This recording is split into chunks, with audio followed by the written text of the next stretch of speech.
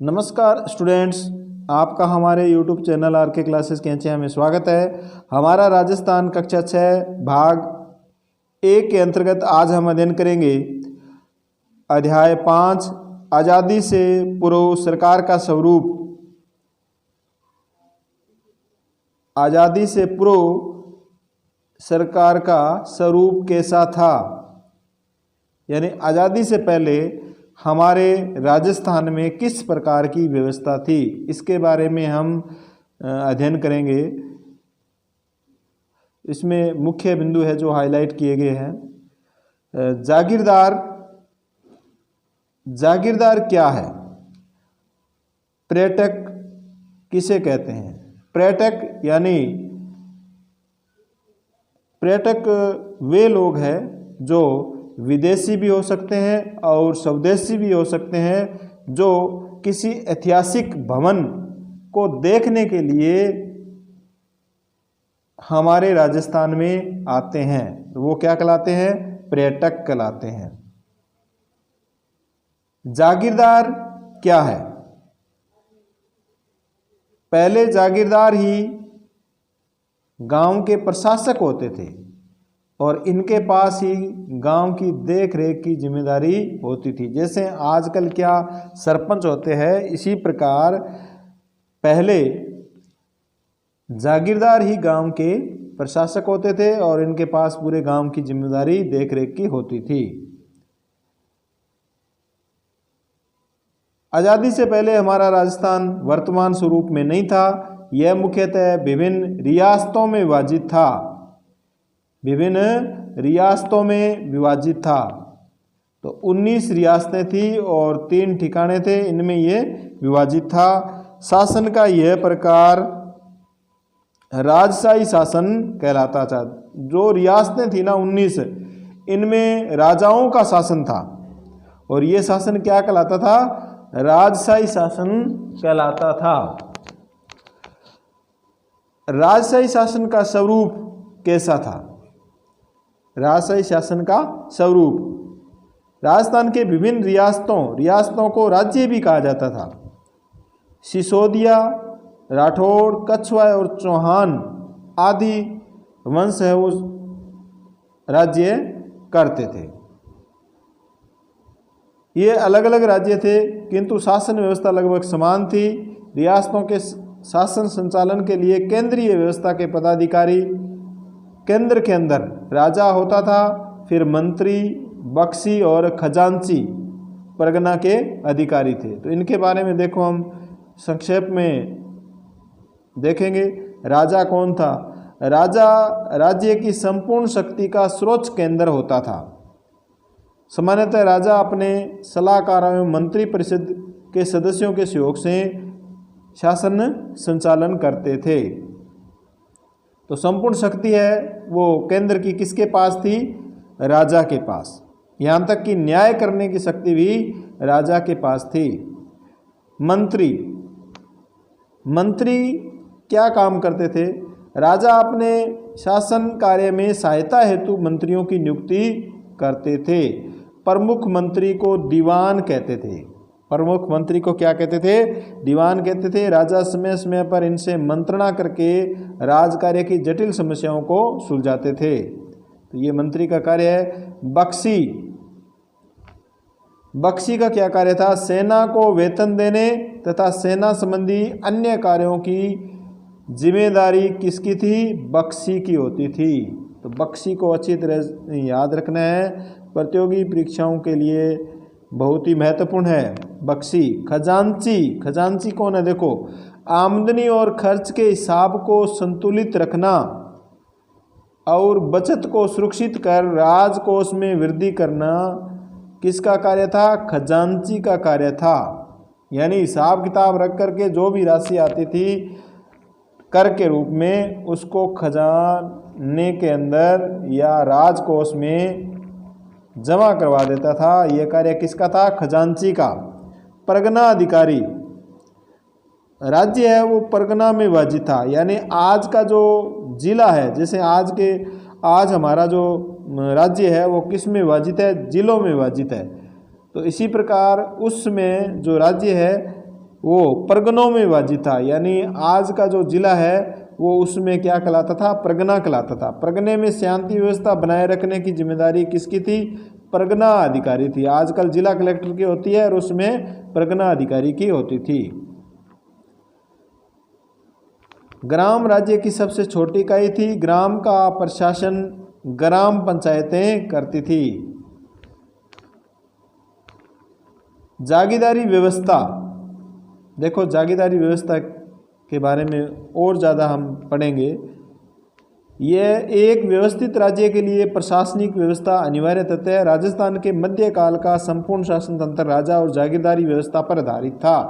मध्यकाल का जो शासन व्यवस्था थी वो किस पर आधारित थी, राजा और जागीरदारी व्यवस्था पर।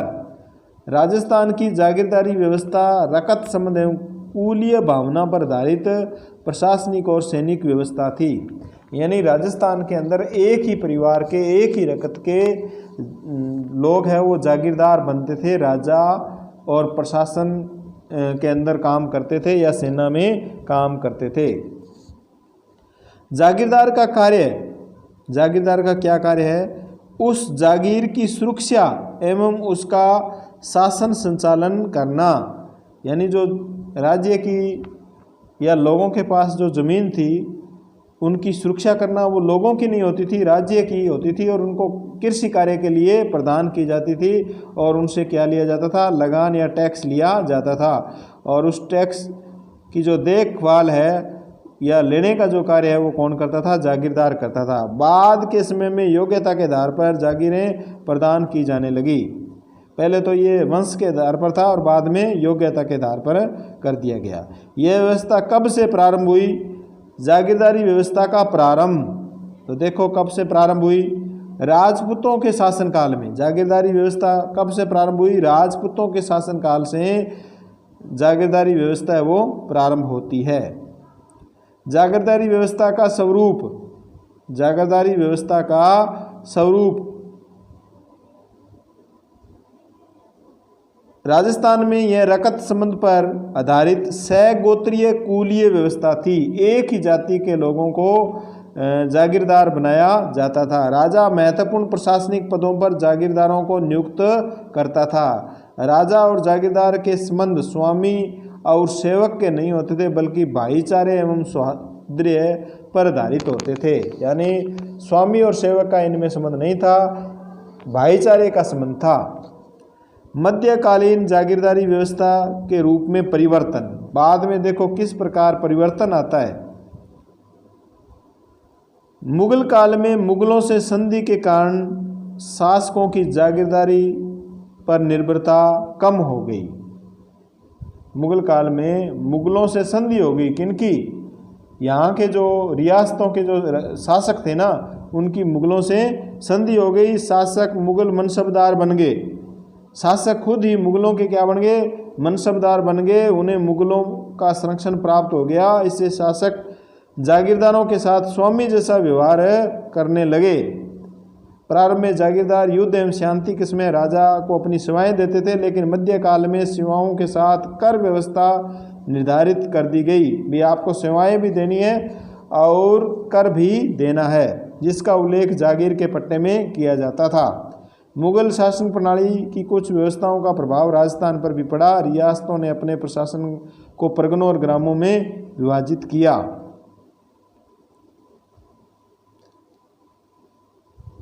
अंग्रेजों का शासन, अंग्रेजों के शासन में जागीरदार व्यवस्था पर क्या प्रभाव पड़ा, देखो। अंग्रेजी राज्य की स्थापना के साथ ही भारत प्रशासनिक दृष्टि से दो भागों में विभाजित हो गया। पहला ब्रिटिश भारत और दूसरा रियासती भारत। यानी अंग्रेजी शासन या अंग्रेजों के अधीन आते ही भारत दो प्रशासनिक भागों में बंट गया, ब्रिटिश भारत और दूसरा रियासती भारत, जहाँ रियासतें होती थी, राजा हुआ करते थे। ब्रिटिश कालीन भारत केंद्र शासित प्रदेशों एवं 11 प्रांतों से बना हुआ था, यानी 11 प्रांतों में विभाजित था और अलग अलग गवर्नर थे जो कि भारत के गवर्नर जनरल के प्रति उत्तरदायी थे। 1857 की क्रांति के बाद ईस्ट इंडिया कंपनी का शासन समाप्त हो गया। जब 1857 की क्रांति हुई तो ईस्ट इंडिया कंपनी का शासन क्या कर दिया गया? समाप्त कर दिया गया। और यहाँ का जो शासन है, भारत का जो शासन है, वो इंग्लैंड के ताज या संसद के नियंत्रण में, सीधा उसके नियंत्रण में आ गया। और लॉर्ड कैनिंग को गवर्नर जनरल बनाया गया। साथ ही भारत का प्रथम वायसराय भी नियुक्त किया गया। अब 1857 की क्रांति के बाद में जो गवर्नर जनरल बनाया गया वो किसको बनाया गया? लॉर्ड कैनिंग को। और नाम बदल के क्या कर दिया गया? वायसराय कर दिया गया। तो इसको प्रथम वायसराय कहते हैं। तो भारत में अंग्रेजों द्वारा नियुक्त प्रथम वायसराय कौन था? Lord Canning. 1935 ईस्वी को भारत सरकार अधिनियम, जिसे 1 अप्रैल 1937 में लागू किया है। बहुत ही अच्छा क्वेश्चन, बार बार प्रतियोगी परीक्षाओं में पूछा जाता है, लेकिन फिर भी स्टूडेंट्स है वो इसमें गलती कर देते हैं। 1935 को 1935 में ही लागू कर देते हैं। ये कब लागू होता है? 1 अप्रैल 1937 को लागू होता है। विदेश एवं राजनीति विभाग के स्थान पर गृह विभाग, अजमेर मेरवाड़ा में पहले प्रशासन, अजमेर मेरवाड़ा का जो प्रशासन था वो विदेश एवं राजनीतिक विभाग का प्रशासन था। बाद में यहाँ पर क्या हो जाता है? गृह विभाग स्थापित कर दिया जाता है। राजस्थान की प्रथम विधानसभा के लिए 1952 में चुनाव हुए। प्रथम विधानसभा के चुनाव कब हुए? 1952 में। टीकाराम पालीवाल प्रथम निर्वाचित मुख्यमंत्री बने। तो अति महत्वपूर्ण क्वेश्चन है, राजस्थान का प्रथम निर्वाचित मुख्यमंत्री कौन था? टीकाराम पालीवाल। शब्दावली, जागीर पट्टा, वह पत्थर जिसमें शासक द्वारा प्रदान की गई जागीर का उल्लेख होता है। यानी राजा है वो किसी को ज़मीन देता है और उसका पट्टा जारी कर देता है और उसमें उसका नाम लिख दिया जाता है और वही उसका क्या देता है? कर या लगान देता है। मनसबदारी, मुगल काल में प्रचलित एक प्रशासनिक प्रणाली को क्या कहते हैं? मनसबदारी। निर्वाचित का अर्थ है चुना हुआ। अभ्यास प्रश्न देखो, निम्नलिखित प्रश्नों के उत्तर आपको लिख देने हैं कमेंट बॉक्स में। सेना को वेतन देने तथा सेना संबंधी अन्य कार्यों की जिम्मेदारी होती है खजांची पर, राजा, बख्शी, प्रधान। इसका आंसर आपको कमेंट बॉक्स में जरूर लिखना है। राजस्थान के प्रथम निर्वाचित मुख्यमंत्री कौन है? इसका आंसर भी कमेंट बॉक्स में देना है। मोहनलाल सुखाड़िया, टीकाराम पालीवाल, जयनारायण व्यास, हरिदेव जोशी। स्तंभ ए को ब से सुमेलित कीजिए। ग्राम, ग्राम राज्य की सबसे छोटी इकाई है, इसके साथ मिलाना। मनसबदारी क्या थी? यह मुगलकालीन प्रशासनिक व्यवस्था थी। मुगलकालीन प्रशासनिक व्यवस्था थी। जागीर पट्टा, यह वह पत्थर या दस्तावेज था जिसमें शासक या राजा द्वारा प्रदान की गई जागीर का उल्लेख होता था। अति लघुरात्मक प्रश्न, परगना अधिकारी के कार्य थे। परगना के अधिकारी जो होता था, जो आज का जिला कलेक्टर है, इस प्रकार प्राचीन समय में या राजस्थान या भारत की आज़ादी से पूर्व परगना अधिकारी होते थे मुगल काल में। राजस्थान की रियासतों में कौन कौन से वंश के शासक राज करते थे? तो इनके जो वंश थे वो आपको लिखने हैं, जैसे सिसोदिया, चौहान। लघुतरात्मक प्रश्न, जागीरदारी व्यवस्था का स्वरूप, जागीरदारी व्यवस्था के स्वरूप को समझाइए। ब्रिटिश काल में प्रशासनिक व्यवस्था में होने वाले परिवर्तनों को बताइए। तो ये क्वेश्चन इनको आपको लिख करके देखना है और ये सभी प्रतियोगी परीक्षाओं के लिए अति महत्वपूर्ण है। तो इसी के साथ आप इस वीडियो को ज़्यादा से ज़्यादा जो प्रतियोगी परीक्षाओं की तैयारी कर रहे हैं उनको शेयर ज़रूर करें। धन्यवाद।